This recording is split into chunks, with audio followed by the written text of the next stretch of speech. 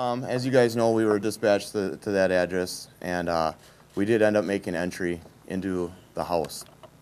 I was leading a team up a flight of stairs, and at that time I didn't see anyone, I didn't hear anything, and then all of a sudden a shot rang out. I heard a shot ring out, and I knew instantly I was hit. My lungs filled up with blood right away. Instantly I thought, because of my lungs filling up with blood, that it was a fatal shot, that I was in deep trouble. I instantly thought of my kids, and I instantly thought that I had to get out of there. I got up. I knew I fell down. I got up and just started walking, and through the direction of one of my fellow officers, he helped guide me outside the house. My first goal when I got in that hospital was I wanted to see my kids.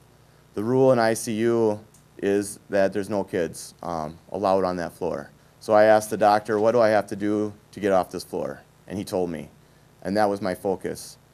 And on Thursday, I was able to get out of ICU, and I saw my kids. That was the first uplifting thing. So we kind of had to come to some understandings, and I negotiated my way into able to go to the funeral, which was good, that I got to be there to honor my fellow officer. I will say this, me and my dog are very similar. We're both maybe a little tough and maybe a little dumb at the same time. We're maybe a little dumb that we don't realize what happened, that we got shot and we shouldn't be where we are right now. But he is recovering just as fast as I am. My dog loves the work. I love my job. I love what I do for a living. And we're both ready to come back as soon as we're physically able to. I think he'll go back, and it will be a very big adjustment. That first night back, that first week back, it'll probably be a little stressful, but it's what he needs to do, it's what he wants to do, and I think it's going to keep everybody's morales up and show a lot of people, this is what can happen, and you can come back from it, and if you love your job that much, you're dedicated to it. So. You're surprised at how much people loved your dog. I think my dog might have got more visitors in the hospital than I did. So I don't know. I wish there was a sign-in sheet to check that fact out. Officer, would you mind standing up and just pointing out where the bullets entered? The first bullet entered me right here, and they ended up taking the bullet out of my back right here. The second bullet entered my back right here, and they ended up taking it out somewhere down here in this area. He was shot in the side. You can actually see like one part of him is shaved.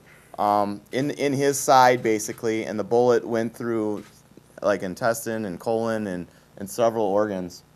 But he's been a miracle story as well, how he's bounced back through all this. And he, every day, just like me, he's making more and more recovery. Yeah, I think you can see now. He's showing you. He's showing you. He heard your question. Through this whole incident, the one thing I can say is it means something else to me now to be a police officer. And I've always had respect for the job, but I've really found a new kind of respect for the job. I feel like it means something today. Now that this occurred, it means so much more to be a police officer, to put on that uniform. I feel more respected by the community. I feel more respected by friends, family, and everyone else. And I'm proud to be a Fond du Lac police officer. What a hero, huh? Thanks, guys.